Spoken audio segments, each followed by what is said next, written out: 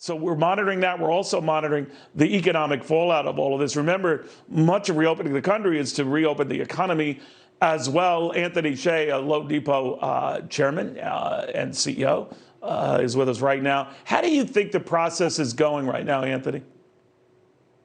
Well, the uncertainty is starting to, calm a bit. Our organization successfully have transitioned 7,000 plus of our full-time employees into working remotely and working from their homes. And so far, we adapted fine, and we're still funding loans for Americans.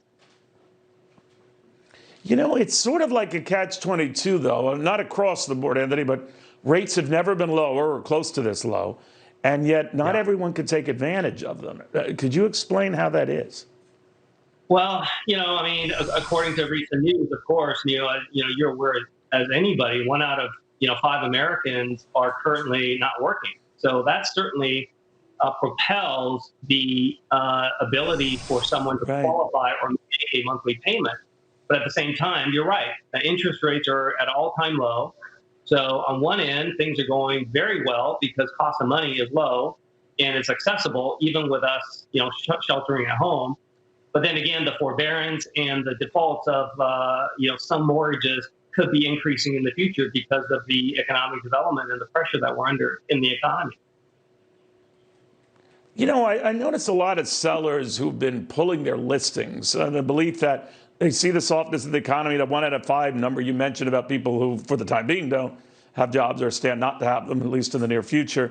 Maybe they're realizing, all right, I don't want to see it suffer the valuation of my property, so I'm taking it off the market. How pronounced a trend is that? Is it just an aberration? How do you see it?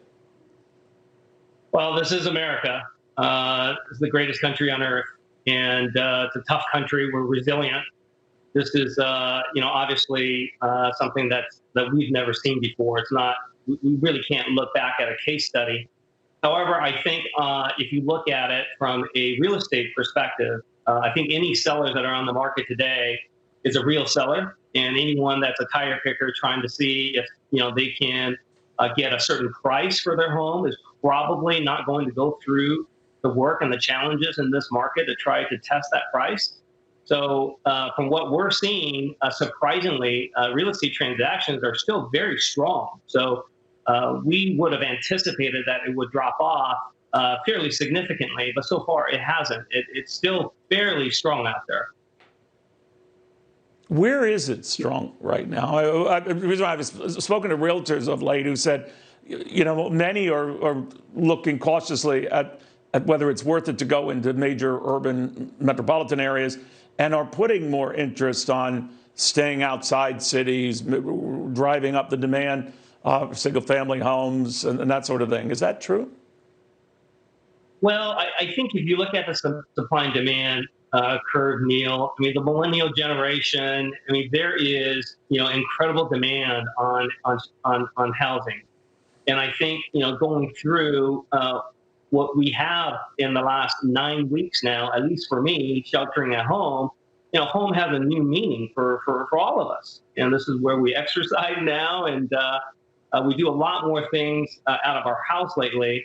So I think the plan to buy a home is still very much the American dream.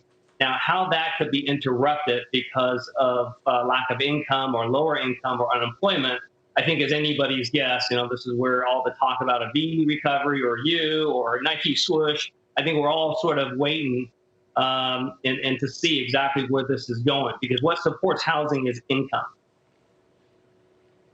Yeah, I do like the Nike swoosh thing. Nike should patent that puppy and just run with it. But that's the latest estimation. That'll be a slow comeback in the economy. We shall see. Very good having you on all of this, Anthony. Be well, be safe. Your customers and your clients, all of that.